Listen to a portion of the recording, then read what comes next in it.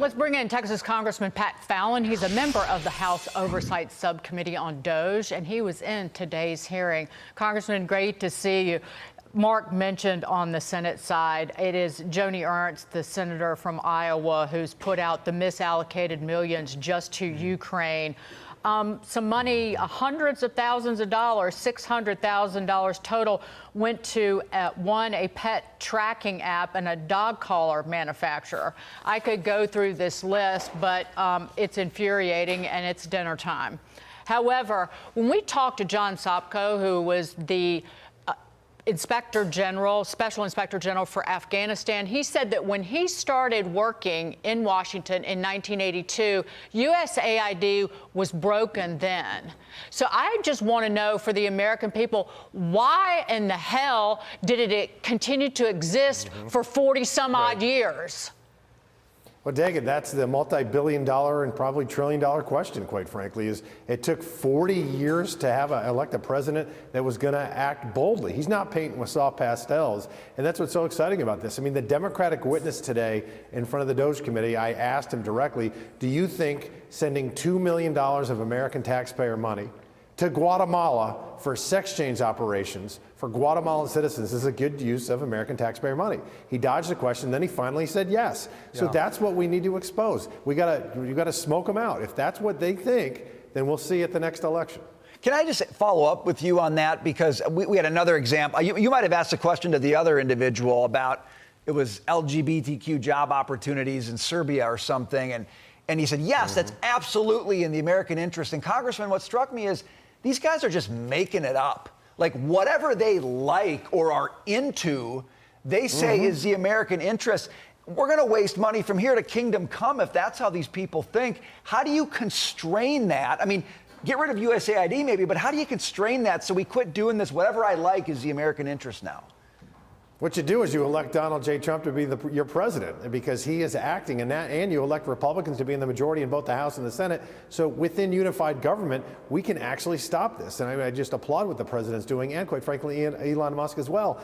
Because when you watch the DOGE committee or anything on oversight, the Democrats have to say Elon Musk, because they're villainizing him. Or they'll say unelected bureaucrat, oligarch. Well, guess what?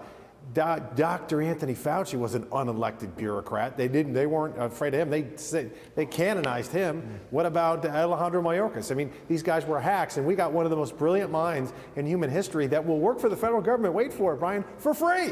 So yes, we should absolutely work with Elon to cut the fat in the federal workforce. If we're spending money here or overseas, it's being stolen. 1/3 of the money that was spent on the Afghanistan rebuild, $50 billion, was wasted, stolen, or accomplished nothing. And that's according to Sopko. And it happens anywhere we are spending taxpayer dollars. But moving on to this, you have tried before co-sponsoring a bill.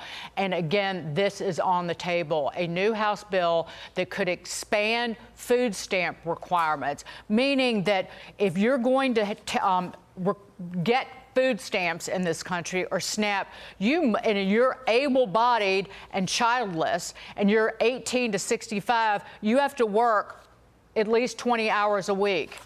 Why isn't this the law? It should be the law. You know what? We have a message for those kind of folks. If you're able-bodied and you want to, milk the taxpayer, those days are over. Get off the couch. Stop eating the Cheetos.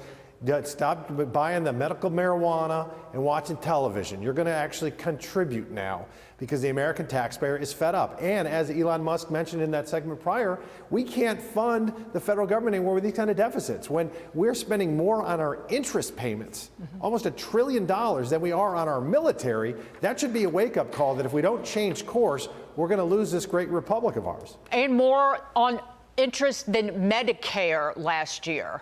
That's when people will not get health care in this country, when we're swamped by just the interest on the debt. Sorry, go ahead. No, I want to go to this one. I want to dig into this a little bit, Congressman, because you're looking at America's defense industrial base.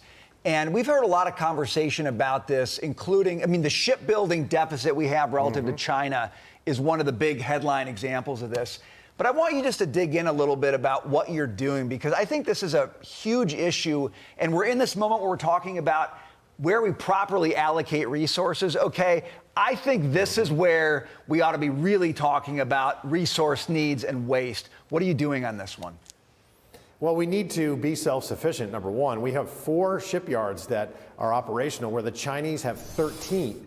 So that's an imbalance right there. And we cannot rely on China for critical minerals to build sophisticated weaponry. We have got to be self-sufficient. If we are not, and God forbid we do get into a hot war with them, we're going to lose it. And we can't have that. That would be a dark day for humanity if authoritarianism wins. So we need to look at that. We also need to look at the acquisitions process. We need to streamline.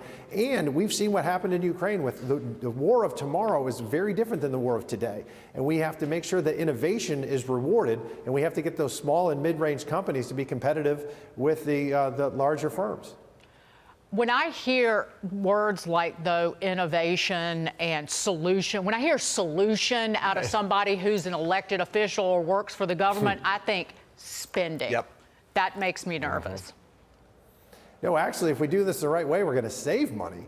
Because, like, you know, we take, for instance, the case in point when we're shooting down missiles or drones. Some of those things that the bad guys are shooting at us cost thousands of dollars, and we're killing them with things that cost millions of dollars.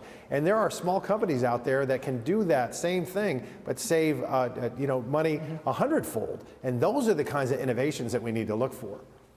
Congressman Pat Fallon, great to see you. We'll see you soon. Thank you. God bless. Thank you. God bless.